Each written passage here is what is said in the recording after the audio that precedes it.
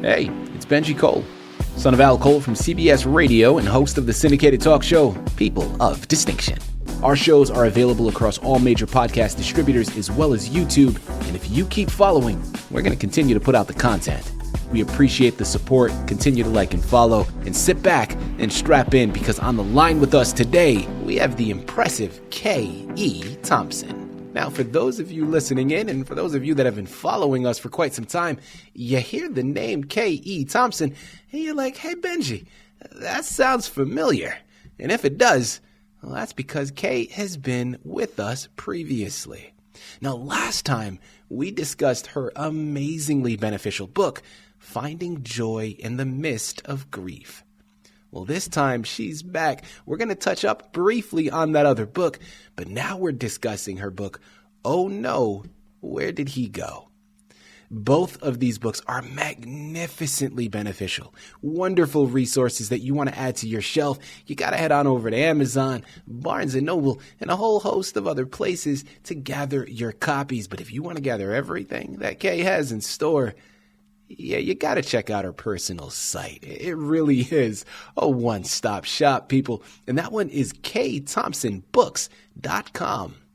There, you're going to gather more information on Kay, more information on these amazing books. But get this, in addition to Oh No, Where Did He Go, the English version, there is also a Spanish version available. Amazon, Barnes & Noble, but most importantly, kthomsonbooks.com. And before we go any further, I want to quickly take this opportunity and point out the fact that Kay was brought to our network by one of the best publishing firms in the business. People, you already know, I'm talking about Book Rights House. So for my writers out there who have gone through their process creating their masterpiece and now you've done it, although you need help moving the book you just developed. Well, if that's you, contact Book Rights, because this is exactly what their team specializes in. And you're going to want to head on over to bookrightshouse-us.com and gather all the ways that their fantastic team is going to help you do just that. And listen, people, it is a true pleasure to have Kay here with us on the line. Sit back, strap in, and have your notebooks ready. Kay, first and foremost, welcome back to People of Distinction, and thank you very much for being a guest. How are you doing today? I'm doing well, thank you, and thank you for having me back. Of course. Okay, listen, it really is my pleasure. It is an absolute delight to have you here with us because your books are something special. They are going to offer wisdom that so many people are going to be able to benefit from. So thank you for continuing this process, and thank you again for being with us to discuss it. I want to start first and foremost at the ground floor. The inspiration for these books play a very close relation to you and your journey. So let's dive in and let's just assume that that a lot of our listening audience heard the first go round of Finding Joy in the Midst of Grief and how that came as a reaction to you losing your husband. Well, starting there, what have you done since losing your husband? Well, since my husband passed away in 2008, and you try to find your purpose in life, and all my purpose kind of changed because we did a lot of things together within the church family and vacations and stuff. So we had a group that really followed my husband's illness, and when all was said and done, several of them encouraged me to write a book, which is where Finding Joy in the Midst of Grief came from. And it's a true story. But then that was an adult version of the whole loss and illness and everything. So I decided to write a book about children because I have been teaching a grief class since 2010. And right now, this year, I'm doing my 29th session of Grief Share from the organization that's nationwide. And every class is different. Everybody is different. And I always say at the beginning of class, welcome to the class you never signed up for. And so grief and loss are really hard, and they don't go away overnight. Sometimes they don't go away for years. Mm-hmm. But in my class, I try to teach them how to cope with the loss, how you manage it. so to speak. And children are no different. We just kind of overlook them because they're small or young. Yeah. Well, Kay, listen, I think, again, I have to, as a parent myself, I have to first and foremost commend you for tackling such a monumental topic and something that is not easy. I mean, it's hard enough to go through the conversation of a loved one passing to other adults, but then to take that same concept and to articulate that to a child's mind. Wow.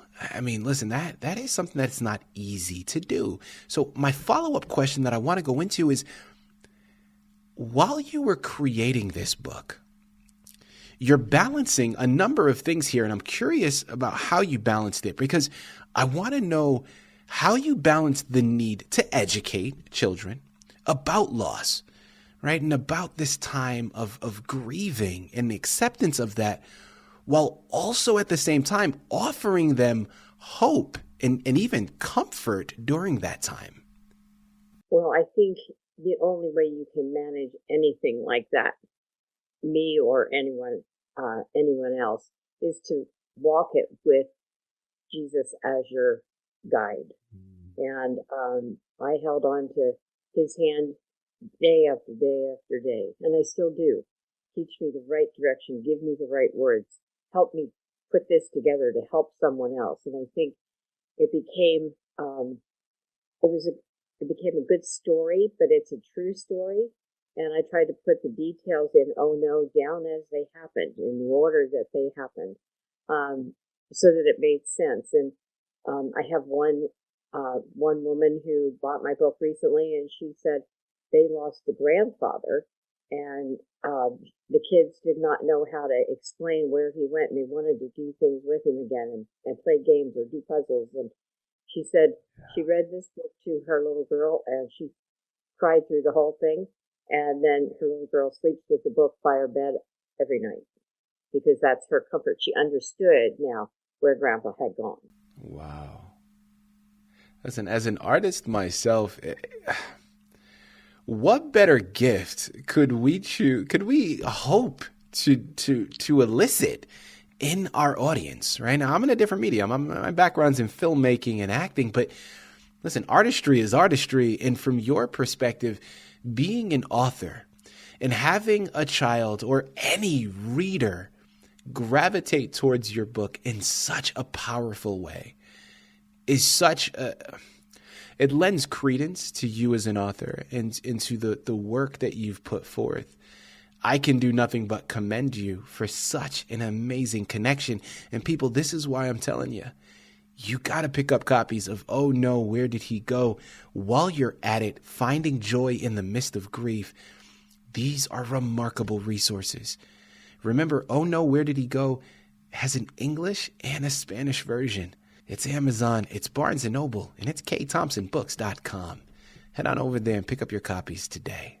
You know, Kay, my next question that I wanted to go into, you said something a moment ago when you were talking about the pattern or the process for you in creating something that was so true to life, right? I mean, this is based upon a true story. It's not all fictional that you've created. Now, certain things, of course, may be embellished to fit the narrative that has been created for the children, but this is all getting taken from your life. So I'm curious to know, what was the most challenging part of crafting a narrative that is both truthful, yet at the same time age appropriate for children? Well, I think it helped that I have two teachers in my family, my daughters, and they both work with children. And my first grade teacher said to me, make sure it's something that teachers and parents can read to the children, and yet some of the older children can read it for themselves. So it took a bit doing, but it's pretty accurate, true to life as it happened. And then I do have to commend my granddaughter, who did a marvelous job of illustrating the book Oh No, Where Did He Go?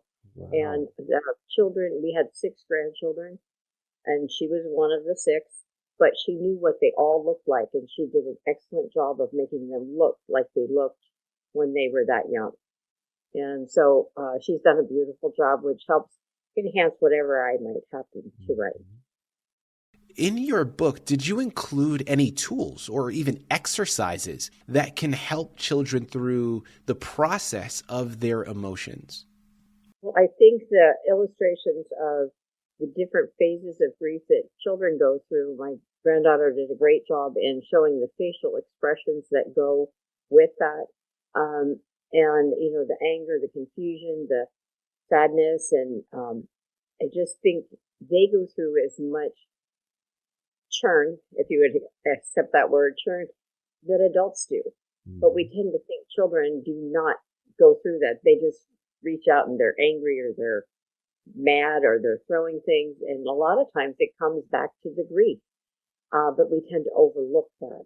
But I don't really give examples, as you were asking, of different things they can do, because I think the story itself shows how you can do different things. Like when I took JT to the cemetery, he wanted to ride in Grandpa's truck, and Grandma had never driven the truck. But luckily, I was able to get to the school and pick him up in the truck, and that was a challenge in itself. And I know that I only did that because God got me there.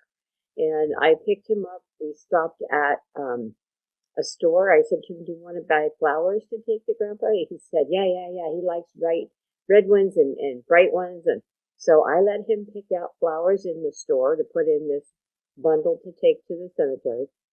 And we got there, and the hole where we had buried Grandpa was gone.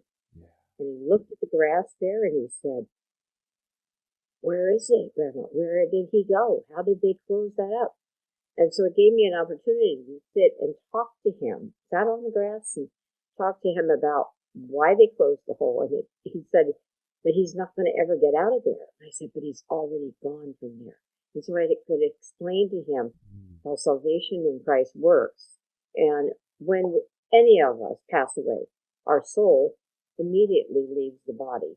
And it depends on where you spend eternity, on how you position your life, and how you have Christ as your Savior. That entrance into heaven is amazing.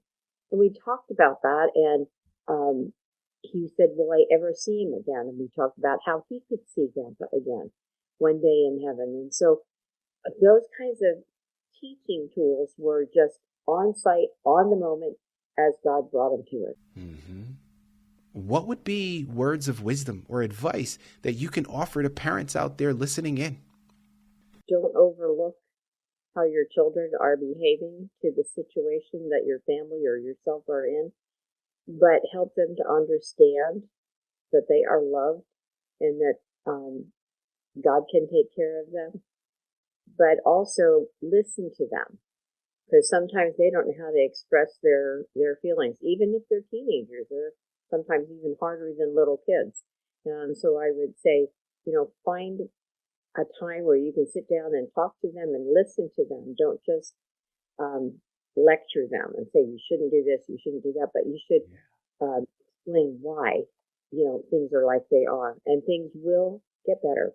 Things will move forward, but it's one step at a time, one day at a time. It's different for everyone, but the point here is that you have to understand and give yourself the grace and the freedom of knowing that this is a process.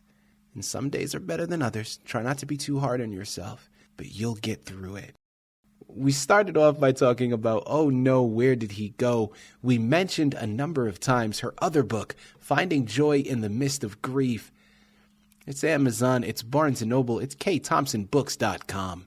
While you're at it, make sure to check out the Spanish version of "Oh No, Where Did He Go?" Because this, like I mentioned, these are resources that you want to be able to take advantage of. These are amazing gifts for you to get for others to add to their shelf as well. So you know where to go. Kay, this has been a true pleasure. Similar to the first go-round, this one was just as impressive. Thank you for the wonderful words of wisdom. Thank you for creating these amazing books, but most importantly, thank you for being a guest here with us to discuss it through People of Distinction. Thank you so much.